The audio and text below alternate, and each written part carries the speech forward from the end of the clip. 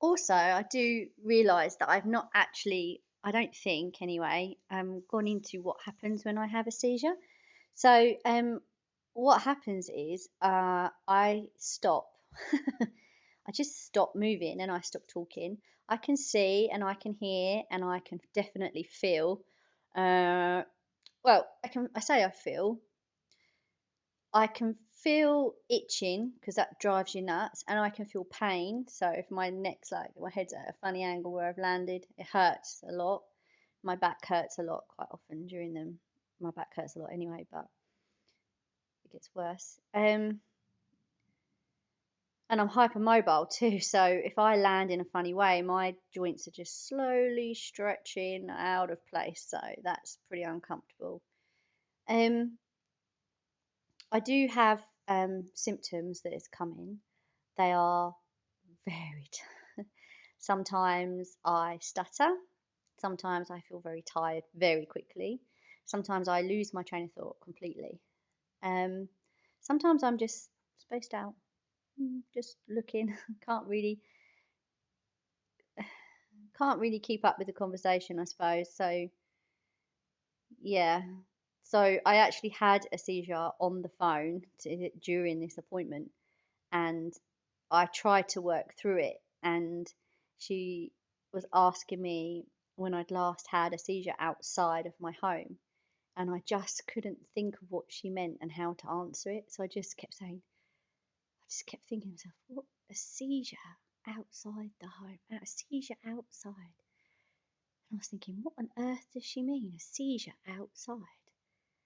I think I don't really call them seizures. I call them episodes, but I could not comprehend what she was asking me. And my aunt was with me, and she was like, when you're outside in the car, or I don't have them when driving, but in the car or in the shopping centre, like when was the last one you had one?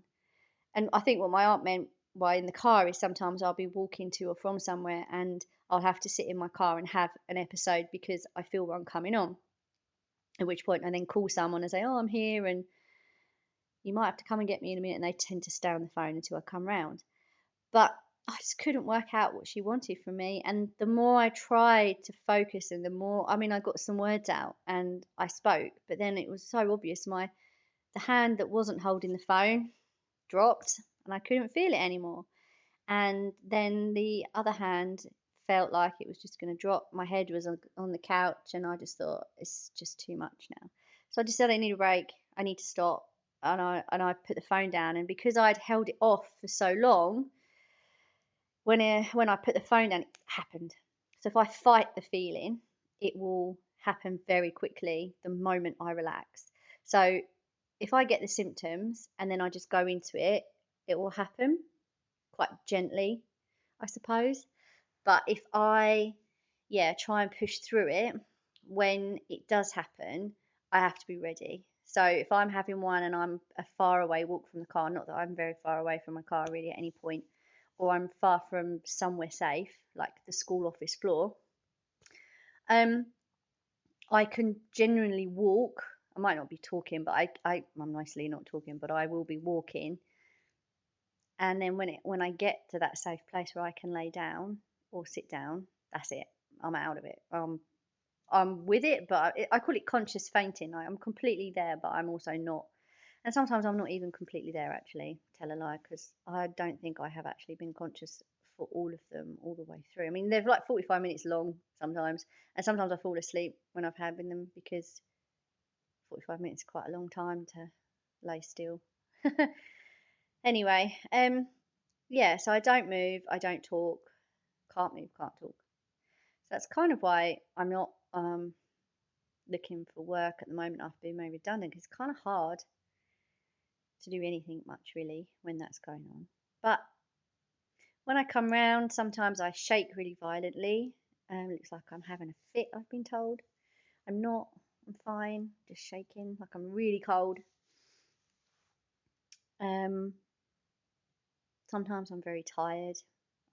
I feel wiped out today. Like my head feels alert, which is nice, but um, yeah, my body doesn't.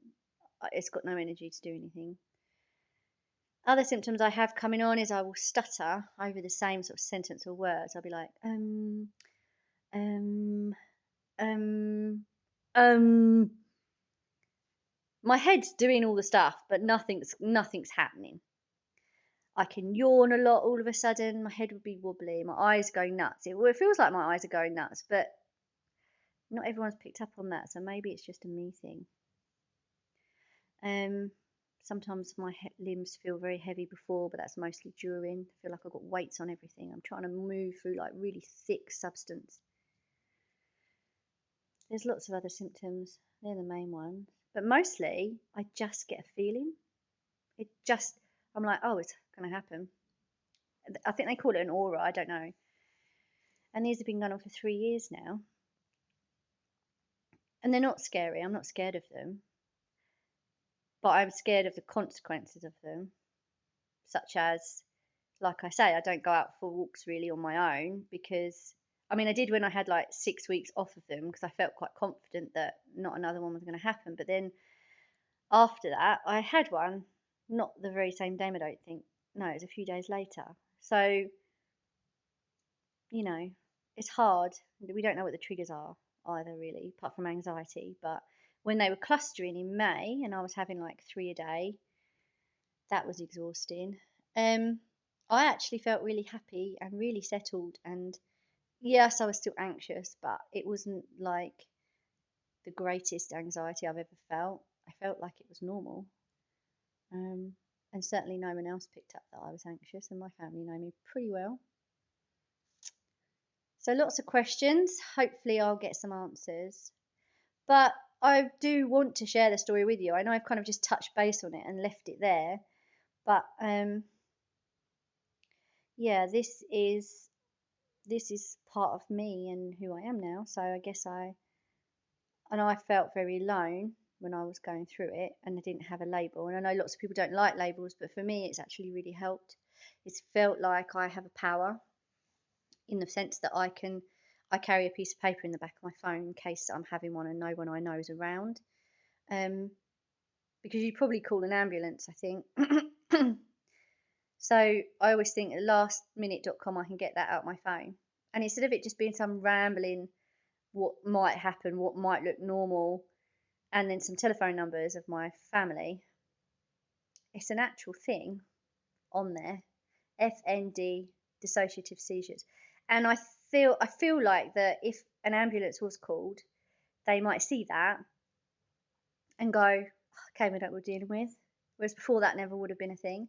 And I feel like if a stranger came across that bit of paper and they were a kind stranger, which is one reason why I don't go out because you don't know. I feel like if that ever was a situation that I was in and I found a kind stranger, or they found me rather, I feel like you could Google that and kind of maybe I'd Google that and be like, okay, I don't know what I'm dealing with, but what is it? Oh, okay, it's this. And then I'd check in maybe and maybe call help, but I'd have a bit of a better idea. Anyway, that's a really long version of what's been going on. If you've stayed this long, I don't know, maybe